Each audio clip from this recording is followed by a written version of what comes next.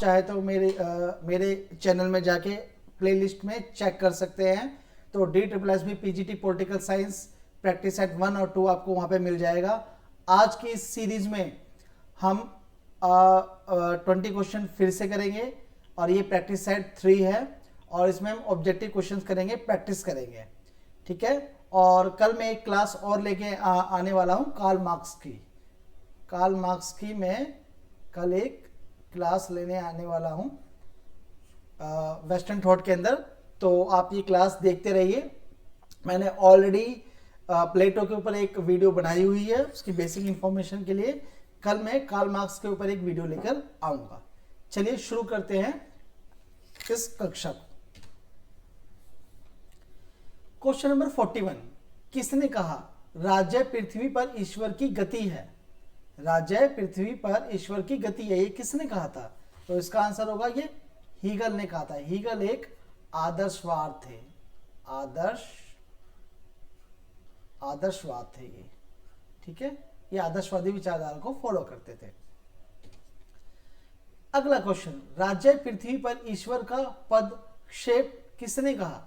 ये भी हीगल ने ही कहा, क्योंकि हीगल एक आदर्शवाद थे और वो ये मानते थे कि जो राज्य पृथ्वी पर ईश्वर का हस्तक्षेप है, यानी जो राज्य बनाया गया है वो ईश्वर के द्वारा बनाया गया है।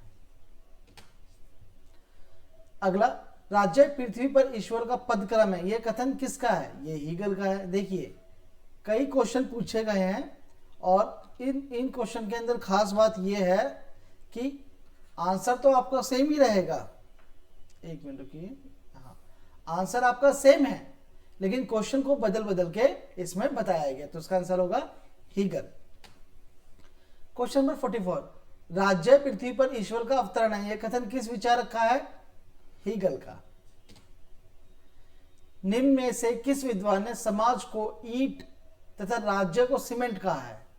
किसने, बताइए? ये कहा है आशीर्वादम ने ये कहा है कि समाज को ईंट और राज्य को सीमेंट कहा है।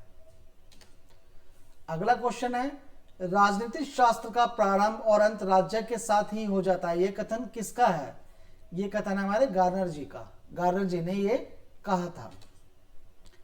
अगला क्वेश्चन है 47, मानवीय संबंधों के उस किसी भी स्थायी रूप को राजनीतिक व्यवस्था कहेंगे जिसमें महत्वपूर्ण अंगों में शक्ति, शासन अथवा सत्ता अंतर्ग्रस्त हो, यह परिभाषा किस विद्वान की है? तो इसका आंसर होगा सी, रॉबर्ट हडल ने यह परिभाषा दी थी। अगला क्वेश्चन है औचित्यपूर्ण शक्ति है, यह औचित्यपूर्ण शक्ति है प्रभाव का। अगला क्वेश्चन है मैकियावेली के अनुसार, क्या कहा है मैकियावेली के अनुसार? तो मैकियावेली के अनुसार जो आपका ये मैकियावेली के अनुसार व्यक्ति प्रकृति रूप से स्वार्थी, दुष्चरित्र और अवसरवादी है। तो इसका आंसर होगा हमारा ए।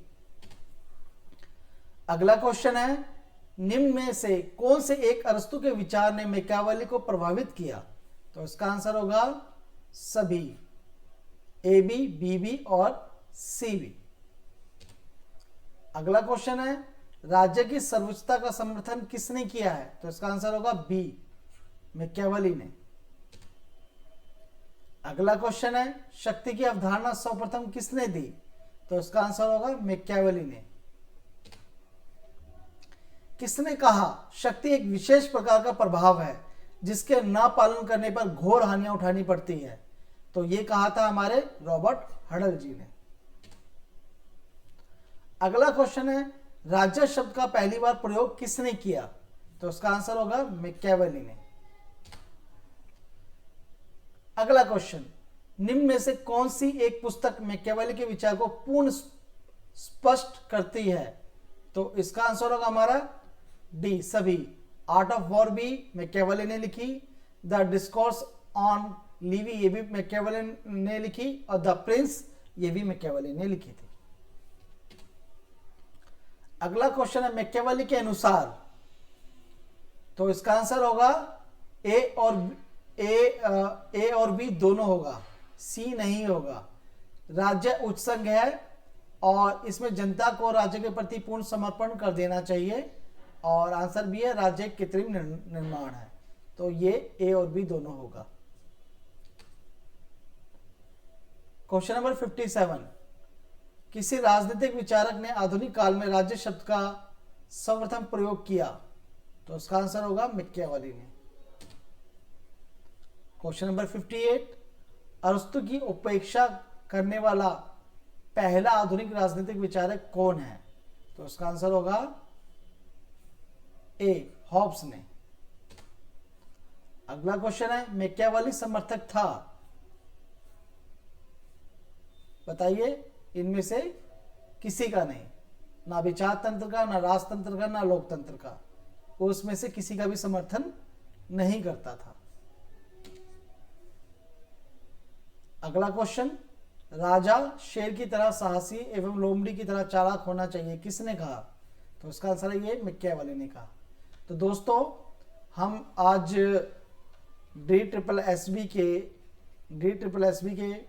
PGT पॉलिटिकल साइंस के थर्ड प्रैक्टिस सेट करेंगे। तो इसमें मैंने अभी तक 60 क्वेश्चन करा चुका हूँ। इसकी सीरीज कंटिन्यू चलती रहेगी, कम से कम 1000 से 1500 हम क्वेश्चन की प्रैक्टिस करेंगे। तो दोस्तों, अगर आपको ये कक्षा अच्छी लगी और अगर आप किसी भी एग्जाम की तैयारी कर रहे हैं, PGT पॉलिटिकल साइंस की या TGT सोशल साइंस की, क्योंकि TGT के अंदर भी पॉलिटिकल साइंस का एक पोर्शन आता है, तो आप लोग इस क्लास को देख सकते हैं। तो नेक्स्ट क्लास में मैं 4th पार्ट लेके आऊँगा, जिसमें फिर से मैं 20 क्वेश्चन कराऊंगा। और मैं सोशल साइंस TGT का भी मैंने प्रैक्टिस सीरीज करा रहा हूँ, उसका पार्ट 1 आ चुका है, पार्ट 2 में जल्दी लेके आऊँगा।